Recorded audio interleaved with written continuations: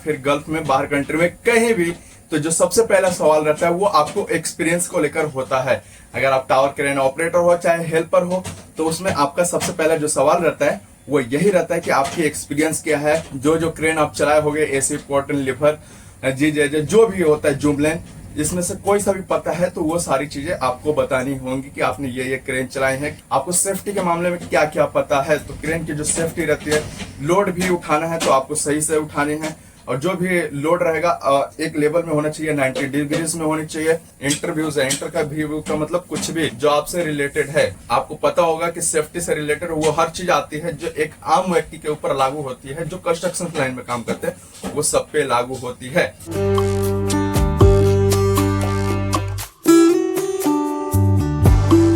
Hey guys, welcome back to my channel, another new video। तो guys कैसे हो आप सभी लोग। तो इस वक्त मैं बिल्डिंग में देखने को मिल रहा हूँ, लेकिन आज की जो इंफॉर्मेशन होने वाली है वो कुछ एजुकेशन है, जिससे हम इंटरव्यूज़ कह सकते हैं।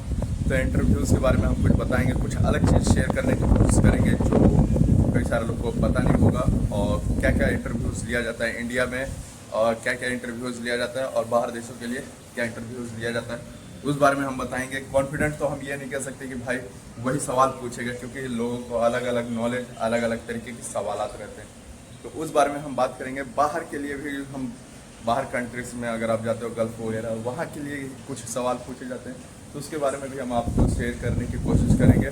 और इंडिया में जो नॉर्मल इंडिया में जो पूछा जाता है वो तो मैं पूछूंगा ही भाई, मैं बताऊँगा आप लोगों को, क्योंकि मुझसे जो पूछा गया था, एक बड़ी कंपनी थी जो कि बहुत बड़ा क्लाइंट कहते हैं और नामी ग्रामी क्लाइंट है। हालांकि मैं उस चीज़ का नाम नहीं लेना चाहूँगा, क्योंकि भाई बहुत सारी चीज़ें हैं, तो सेफ्टी बहुत ज़रूरी थी। तो मैं उस बारे में आप सभी को शेयर करूँगा, कुछ नया बताने की कोशिश करूँगा।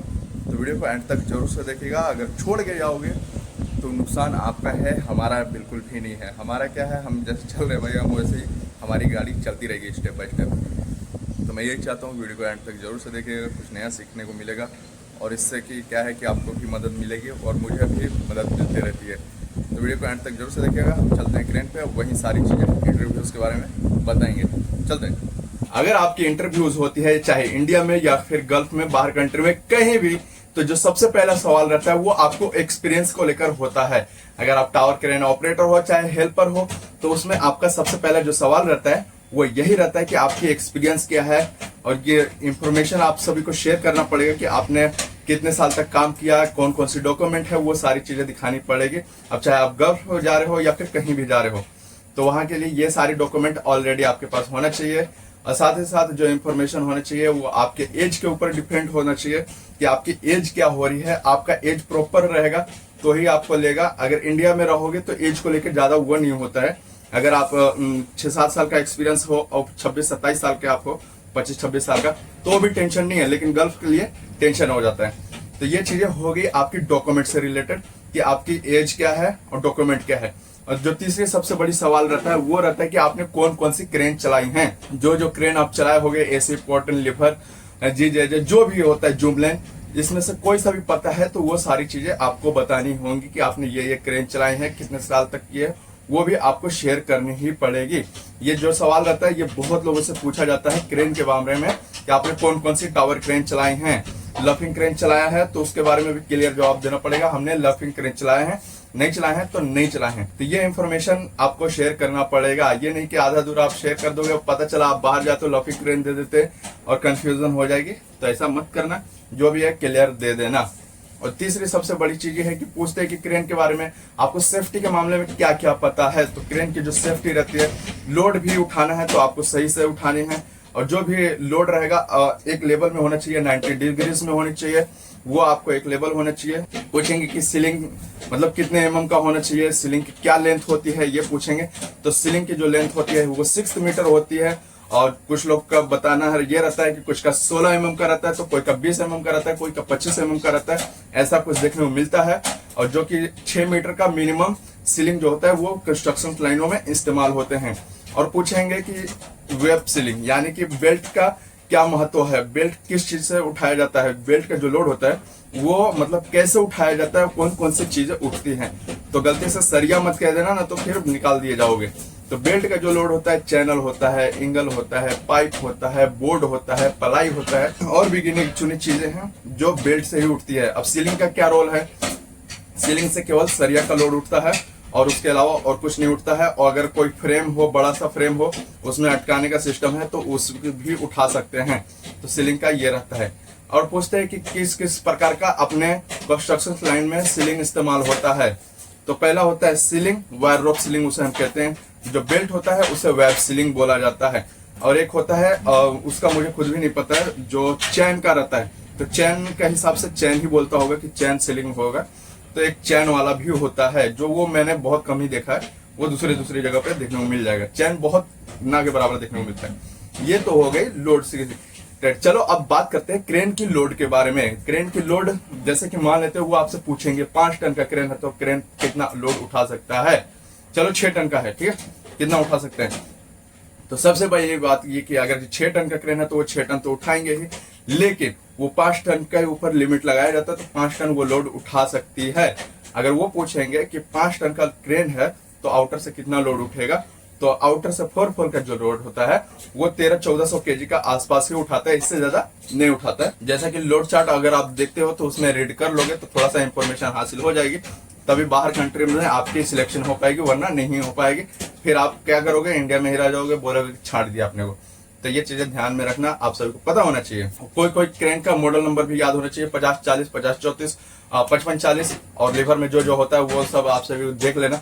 जूम लाइन में जो भी होगा वो सारी चीजें आप देख लेना, क्योंकि आप सभी को पता चल जाएगा वो क्रेन चलाते हो तो ये चीजें तो समझ में आ गया। क्रेन की सेफ्टी के बारे में क्या क्या आपने बताया। तो क्रेन की सेफ्टी में आप सभी को देखना है कि क्रेन हमारा प्रॉपर तरीके से सारा चीजें वर्क कर रहा है कि नहीं, वोल्टेज बराबर है कि नहीं, क्रेन का केबल जितने हैं वो सही है कि नहीं, क्रेन का मास्ट सेक्शन में जितने भी पिंस वगैरह वो बराबर है कि नहीं, ये सारी चीजें देख लेते हो। अगर पूछते हैं कि फॉल अरेस्टर क्या है, फॉल अरेस्टर बहुत सारे लोग को नहीं पता होगा। क्रेन में जब आप चढ़ते हो तो क्रेन में एक रस्सी टंगी रहती है जो ऊपर से लेके एकदम नीचे तक रहता है, पूरा मास्ट में एक रस्सी होता है। तो वही पूछेंगे फॉल अरेस्टर का किरदार क्या है। तो फॉल अरेस्टर जो होता है जो आपको गिरने से बचाता है, जो सेफ्टी बेल्ट आप पहनोगे, फॉल अरेस्टर में फंसाओगे, आप सीधा चढ़ते जाओगे, अगर हाथ छूटे नीचे गिरोगे तो वो फॉल अरेस्टर आपको रोक लेगा गिरने से। तो फॉल अरेस्टर उसको कहते हैं। सेफ्टी बेल्ट किसे कहते हैं आप सभी को पता होगा। सेफ्टी हेलमेट किसे कहते हैं, सेफ्टी शूज किसे कहते हैं, सेफ्टी एयर प्लग किसे कहते हैं, सेफ्टी गोगल किसे कहते हैं, सेफ्टी हैंड ग्लव्स किसे कहते हैं, वो सारी चीजें आपको पता होने चाहिए भाई। कुछ भी पूछ सकते हैं, इंटरव्यूज है, इंटर का व्यू का मतलब कुछ भी जो आपसे रिलेटेड है आपको पता होगा कि सेफ्टी से रिलेटेड वो हर चीज आती है जो एक आम व्यक्ति के ऊपर लागू होती है, जो कंस्ट्रक्शन लाइन में काम करते हैं वो सब पे लागू होती है, ठीक है। तो ये चीजें आपको ध्यान में रखना होगा। और जो लोड चार्ट के बारे में पूछा जाता है वही अगर आपने 2 फॉल के बारे में पूछा जाए, 4 फॉल में तो आपसे पूछ लिया तो आपने बता दिया कि 1400 केजी के आसपास उठा लेगा। वही 2 फॉल में पूछा जाएगा तो लोड जो होता है वो आधा ही उठाता है। जो 5 टन का हो जाता है वो 2.5 टन का मतलब कन्वर्ट हो जाता है। 2.5 टन ही लोड उठेगा, इससे ज्यादा नहीं उठेगा। इससे ज्यादा उठेगा तो वो भाई उठेगा ही नहीं, वो नीचे ही डाउन हो जाएगा। और जैसे कि पूरा लास्ट तक अगर पूछा जाएगा कि 40 मीटर का बूम है, 50 मीटर का बूम है, तो मीटर के हिसाब से आपको लोड याद रख लेना है, ठीक है। तो उसका क्या होता है, 40 मीटर का बूम है, अब 40 मीटर में यहाँ पे 2 फॉल में अगर देखा जाए तो 1.5 टन के ऊपर ही उठा लेगा भाई। 40 मीटर पे यहाँ पे दिखा रहा है 1.5 टन से ऊपर है, यानी कि 1.70 यानी कि 1700 केजी के आसपास ही उठा लेगा। अगर आपसे इंटरव्यूज में बहुत सारी ऐसे सवाल पूछे जाएंगे, क्रेन का पार्ट्स पूछेंगे, क्रेन का मास्ट सेक्शन क्या है, उसकी मीटर क्या है, चौड़ाई क्या है, तो वो तो आपको शेयर करनी ही पड़ेगी। तो लंबाई आप सभी को पता होगा, कोई 3 मीटर का होता है, कोई 2 मीटर 800 का होता है, कोई 4 मीटर का होता है, और ऐसा सुनने को मिलेगा, ये रियलिटी है। और सबसे बड़ी चीज है कि बेस मास किसे कहते हैं, बेस मास किसे कहते हैं वो तो आप सभी को पता ही होगा, छोटा सा मास है। और आउटरिगर किसे कहते हैं, और फिक्सिंग एंगल किसे कहते हैं वो सभी आप सभी को पता होना चाहिए। टर्निंग टेबल क्या होता है, वायर रोप्स कितने mm को होते हैं, ये चीजें आपको होना ही चाहिए। इतनी चीजें अगर आपको पता चलती हैं तो आपको इंटरव्यूज में कभी भी दिक्कत नहीं होती है। लोग पूछेंगे कि गियर ऑयल में कौन सी गियर ऑयल इस्तेमाल होता है, गियर बॉक्स में कौन सी ऑयल इस्तेमाल होता है, तो आपको पता होना चाहिए। गियर ऑयल में आपकी होता है वो 90 का ऑयल होता है ज्यादातर, हमने ये सुना है। दूसरा इस्तेमाल होता है तो वो कमेंट में आप रिप्लाई दे देना, क्योंकि 90 का ऑयल ही इस्तेमाल होता है। ग्रीस कौन सा इस्तेमाल होता है, APL2। यहाँ पे बहुत सारी इंफॉर्मेशन दिया रहता है, यहाँ से भी आप रीड करके समझ सकते हो। कुछ हमसे भी मशवरा, मतलब हमारे से भी बात से अगर आपको समझ में आ जाती हो तो सबसे बेस्ट है। बहुत सारी इंफॉर्मेशन जो रहती है वो आपको पता ही होना चाहिए। लिमिट कितनी होती है, लिमिट के बारे में पूछ लेंगे। टोटल लाल बत्ती कितने रहते हैं और टोटल अर्थिंग कितने होते हैं वो आपको बताना ही पड़ेगा। लाल बत्ती 2-3 रहते हैं, कहीं 2 रहते हैं, कहीं 1 रहते हैं, 3 तो मिनिमम रहता है। एक लास्ट में, एक पीछे रहता है और एक टॉप में रहता है। 3 रहते हैं, कहीं 1 ही रहेगा, 2 रहेगा। तो उसके हिसाब से आपको शेयर कर देना, 2-3 मिनिमम हमने देखा है, ऐसा बोल सकते हो। अर्थिंग पूछेगा 3 है तो एक बॉडी अर्थिंग लाइटिंग अरेस्टर और दूसरा बॉडी अर्थिंग, ये तो आपको कंपलसरी पता होना चाहिए। उसमें ऑकी टॉकी है, इमरजेंसी में लोड उतारना है तो कैसे उतारा जाए। तो इमरजेंसी में लोड नहीं उतर सकता है जब तक आपका कोई हेल्पर सिग्नल नहीं दे देता है, या फिर कोई स्टाफ जो उस लायक को सिग्नल देने आता है तो वो उसका मतलब कर सकता है सिग्नल। तो ये सारी चीजें हैं, ध्यान दीजिएगा। और इस वीडियो को यहीं तक रखते हैं, तो वीडियो को शेयर जरूर से कीजिएगा। बताने से कुछ छूट गया हो तो कमेंट कर दीजिएगा, मैं उसके बारे में बता दूंगा।